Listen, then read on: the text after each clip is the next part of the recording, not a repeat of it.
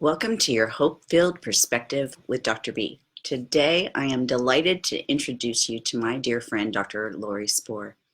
We have been friends now for about 20 years, maybe a little longer. 25, because Is it my 20? oldest is 20. You're right. It was 94.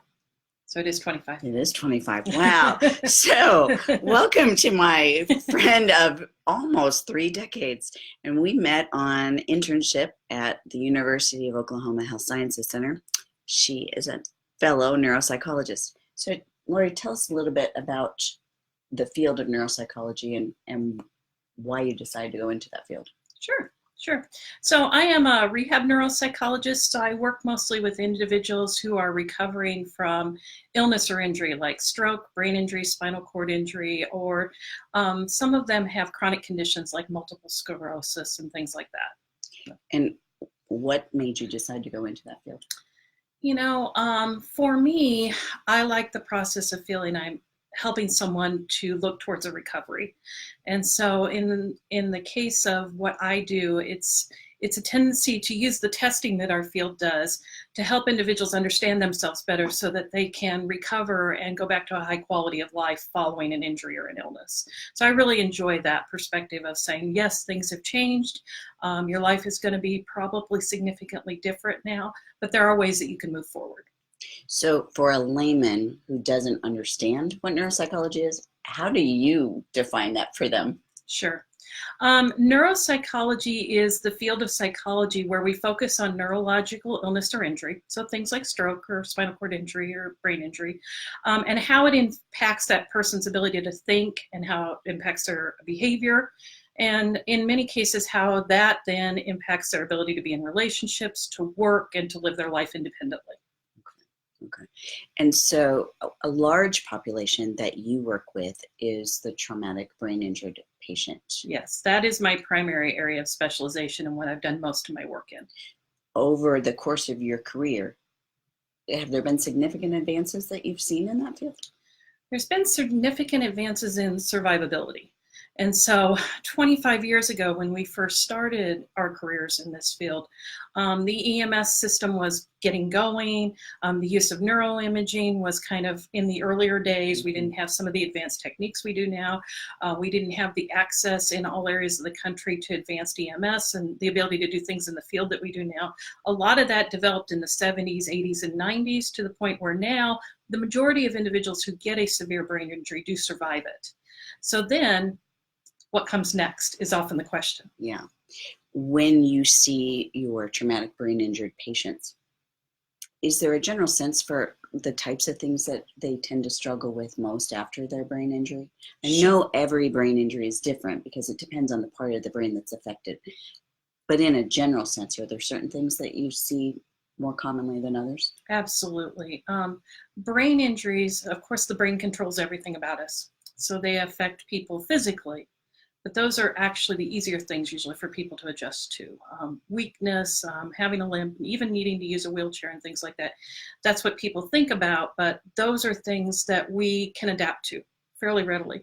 The things that are often more challenging to them is how it changes how they interact with others. So their relationships, their emotional functioning, so increased risk for depression and anxiety, sometimes irritability and anger, come with a brain injury, but then also changes in thinking skills. So like differences in their judgment and their ability to keep themselves safe.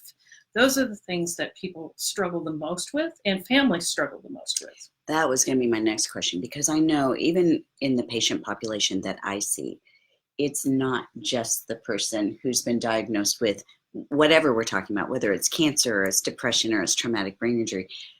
It affects the whole family. Yes. What kinds of issues do you see most prevalent in the caregivers of the traumatic brain injured patient? Well, initially, the caregivers usually just want them to survive. That's all they're focused on. Sure.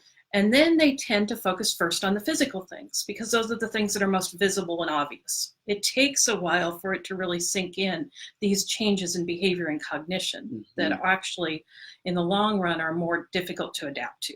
And don't you think that both for the traumatic brain injured patient as well as the caregiver, part of the reason it is so difficult to adapt is because you can't see the injury. Yeah, absolutely. Once they get past perhaps the other physical injuries that could come along with a traumatic brain injury, you know, broken limbs and that kind of thing, those are obvious. Mm-hmm. But I think what makes it so hard for our patient population is everything we deal with is in the mind, and you can't see that. Right. And so it also makes it difficult then for the caregivers to continue to recognize there's an ongoing problem. I think you're absolutely correct about that. What happens sometimes even with my patients months and years down the road is they come in and they say things like, I wish I could just wear a bandage on my head, because then everybody would understand, you know, because people expect you to be normal once you look normal. Yes. But, you know, even individuals with mild brain injuries, you know, there's no obvious signs out there, but they've got changes in attention, their memory has changed, they need assistance with organizing sometimes.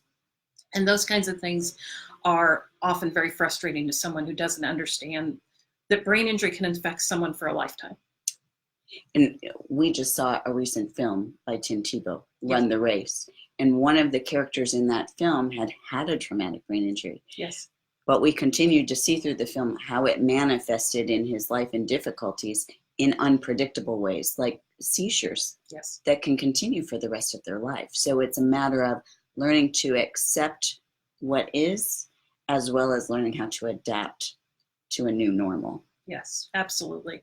And I think the movie did a pretty good job of showing the acceptance side of things. You know, he had moved on and was doing what he could do. Mm-hmm. I think, you know, some of the things that don't always show up in Hollywood are, again, those psychosocial Yes. and those cognitive difficulties that go along with brain injury, because, again, that movie, although it's an excellent movie, you know, showed more the physical aspects, the seizures, but he appeared very normal otherwise. Yes. You know, and the reality is that it's often paired with those other kinds of difficulties too. And even though that movie was set in a school setting, we didn't see any of the challenges that a traumatic brain injured person That's could right. have going back to school or back to work or back to a relationship. Right. And those are sometimes, I think, the more difficult parts to deal with. You know, after they get past the physical injury, I agree. they don't even necessarily recognize what some of their deficits are. And isn't that a challenge? Other people recognizing their deficits when the patient doesn't necessarily even see them in themselves? Absolutely. Because, you know, again, the brain controls everything. So the brain is what gives us insight. Right. And sometimes our ability to have insight and to recognize those changes in ourselves, what we sometimes refer to as metacognition, the ability to look at ourselves accurately and think outside of ourselves. That is impacted often by a brain injury, but often the individual doesn't recognize it. And so then neuropsychologists and rehab psychologists and health psychologists sometimes then have to turn to working with the family to help build in environmental supports to help that individual, because if they don't recognize that they have those issues, they're not going to compensate for them. Exactly. And the family is going to have to probably help with that as much as is possible. And there's going to be some challenges with that. So if we have listeners who are listening to us today, and let's assume that a listener has had a traumatic brain injury and is still working through some of those more subtle issues, what hope could you offer to them today for going forward with this recovery? Yeah. You know, I would definitely encourage them to reach out and work with experts who understand it, because there are a lot of strategies and things that sometimes, like a well-trained speech pathologist who understands brain injury can help a lot with cognitive compensatory strategies. Mm-hmm. A well-trained psychologist who understands brain injury can help the family and that individual a lot. There are some good treatments out there. There's also good resources through our national associations, like the Brain Injury Alliance. The Brain Injury Association offers lots of online resources. Area support groups are all on there where they can reach out and join a support group, and those are excellent resources. But I will tell you that we used to think that brain injury recovery stopped at 6 months, and then we thought it stopped at 2 years. And what we now know is that brain plasticity sometimes can occur a little bit unpredictably well beyond 2 years. And just, you know, keep working at things, keep trying new ways to do it, new approaches, because sometimes you'll just notice that things click. Yeah. And that works for you. And I wouldn't give up on that things are going to continue to improve, because they may not improved as dramatically as they did in that first 6 months or so, but it's likely they will continue to improve. So how about for that patient who is continuing to work on those compensatory strategies, but our moods can vary day by day, and our moods can vary with pain or other stressors that are going on. So what about for that patient who is trying some of those techniques and strategies to compensate, but they get frustrated? Sure. Can you offer any suggestions for how to push through that frustration? Well, frustration is normal. Yeah. And individuals with brain injury probably experience it more frequently than most of us have to. And so it would be natural for them to sometimes feel irritable and overwhelmed by those things. I think one of the best strategies is to, feel free to give yourself breaks, take time out, go do something else, shift your attention away from that challenging thing. But know that sustaining through things often does help you find a solution. And so go back at it. Don't give up on yourself, and don't give up on what you're trying to accomplish, because of one of the most important things to facing any challenge in life is perseverance. Absolutely. And the individuals who've done the best, I think, with brain injury recovery, just like anything else, is those who persevere and just keep trying until they find the way that works for them. And haven't you found that those people who persevere do become stronger? Not necessarily in the area that sustained the injury, but their fortitude and their emotional strength has gained strength when they do persevere. Yeah. I think the combination of perseverance and optimism is probably what gives people hope. Yes. It's kind of the definition of hope. Yeah. And I think those individuals who remain optimistic that I'm going to figure this out, I'm going to find the way, and persevere until they do, are the ones who achieve what they want to accomplish. And it's okay too for those patients who might not necessarily go back to the education or the career or the relationship that they had before, because all those things can change with stress. It's okay to recognize that sometimes we move on to something new. Of course. And we learn to use our other strengths to help compensate. Yeah. That's very true, because the reality is that the statistics overall, individuals with severe brain injury, only about 30% of them go back to full-time employment.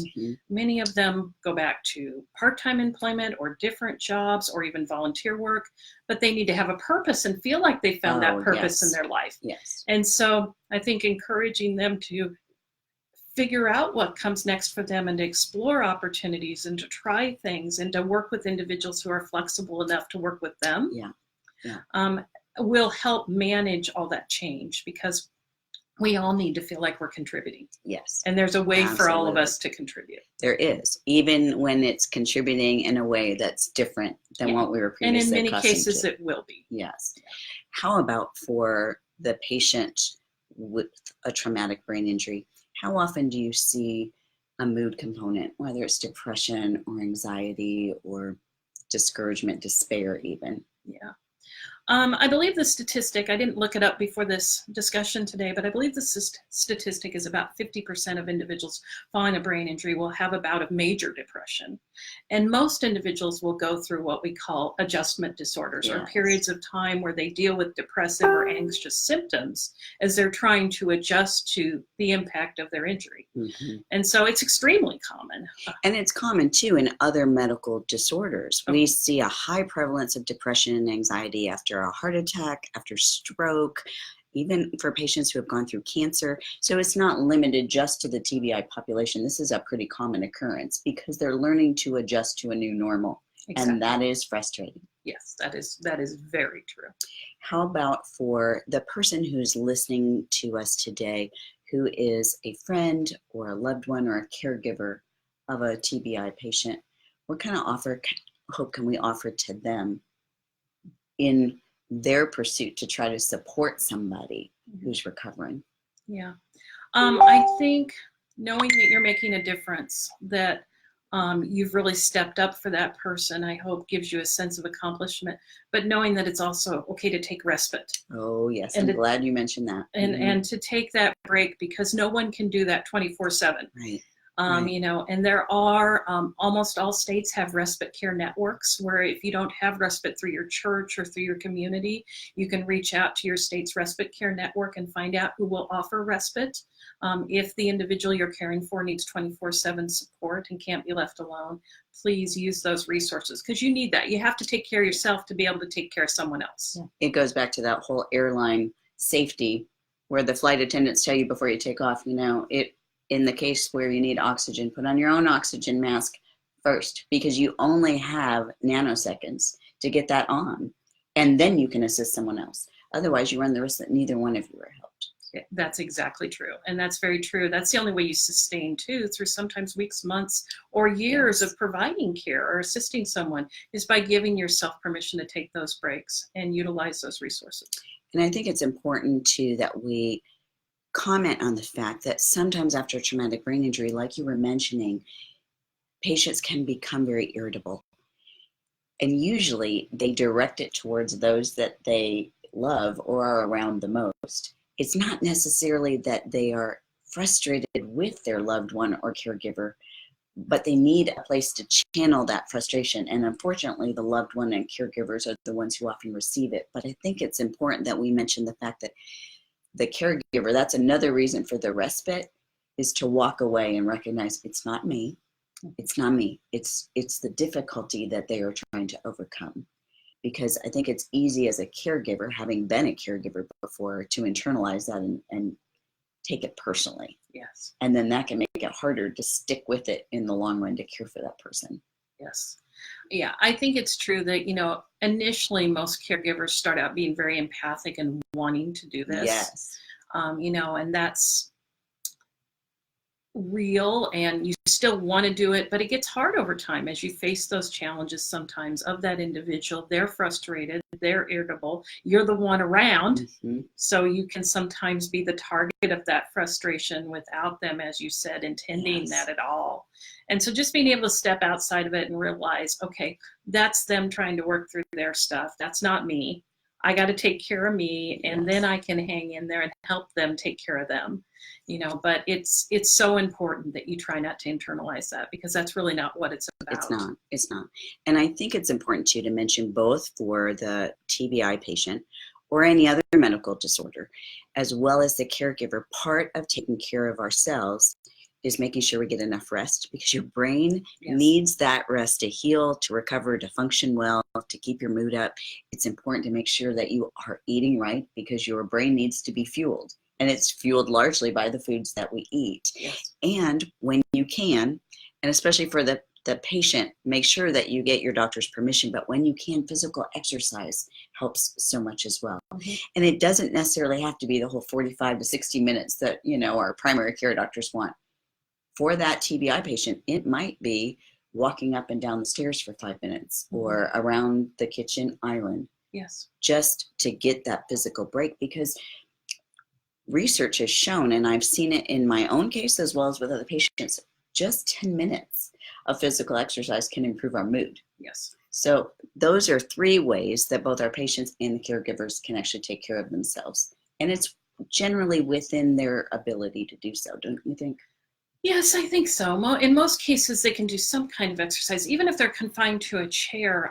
There's all kinds of tapes and online now classes for like chair yoga, chair exercise, things like that they can utilize. There's lots of ways to do that. We teach in the rehab hospital where I work the 6 dimensions of wellness, because there is many aspects to keeping oneself well and healthy. And it is about your social relationships, and it is about occupationally or vocationally how you feel like you're contributing, and it is about the physical aspects of things. There's multiple dimensions that we have to pay attention to, and if right now you can't do one of those as much as the others, then look at ways you can utilize those other dimensions. Have you seen any patients that have really bolstered your confidence in the field to say, I reflect back on this patient that I saw the changes and advances they made, and that gives me hope for other patients? Absolutely. There's always a few cases that stick out in your mind as the ones that kind of, I don't know if I would say beat the odds, but overcame the odds. They're the ones who, there's a young man in particular, He's actually been what we call a Goal Award winner at our hospital. So his story is publicly available. His name is Caleb. But he was a young man who was in engineering school in college. And he was home on Christmas break riding with friends, and he got in a car accident. And he was very severely brain injured. He had what they called a Glasgow Coma score of 3, which usually means they don't survive. If they do survive, the impairments are going to be lifelong. And so he came to us semi-comatose, and they were concerned he would never wake up. And over the course of the next 2 years, we watched this struggle to wake up and to overcome and to learn how to talk again and walk again and move again, and then use adaptive devices to move with, and then ultimately to go through outpatient therapy, and then to start to resume classes in his engineering program. And ultimately, he has completed his master's degree in engineering. Awesome. Which is an amazing story. But whenever I think about what can't happen, I know I can't promise that outcome for everyone who gets a severe brain injury. You know, we don't know what's going to happen, but there's always exceptions. And there's always those miracles that just inspire us because we see it happen. And while we can't guarantee it, because only God knows the outcome, I think what we can keep in mind is that if we give up, we won't reach that outcome. That is but so if true. we continue to press forward and try, we don't know what ultimately we might succeed at. And I think that's the important thing to keep in mind, is to keep going, keep trying, try something new, but not to give up. Yeah. And it would have been a perfectly wonderful outcome if he wouldn't have gone back to engineering, if he would have done something else. I mean, what was inspiring about it is he just kept going until he could accomplish goals that were important to him. And part of what I appreciate about that story is you said over the course of 2 years. Yeah. I think so often our human nature is to be in a hurry, yes, to get over whatever the trial is that we are enduring and get on with life. But for him, that was a 2-year process. It was. And for someone overcoming grief or a divorce or some other medical illness or a bankruptcy, or any of life's trials, sometimes it can take years, but we grow and we learn in the process. Yes, that's absolutely true. So I hope, friends, today that through listening to this conversation with Dr. Spohr, that this has given you a hope-filled perspective to keep pursuing, keep trying, keep going after your goals and dreams, and not give up. Until next time, this is Dr. Michelle Bengtson with your hope-filled perspective. Make it a hope-filled day.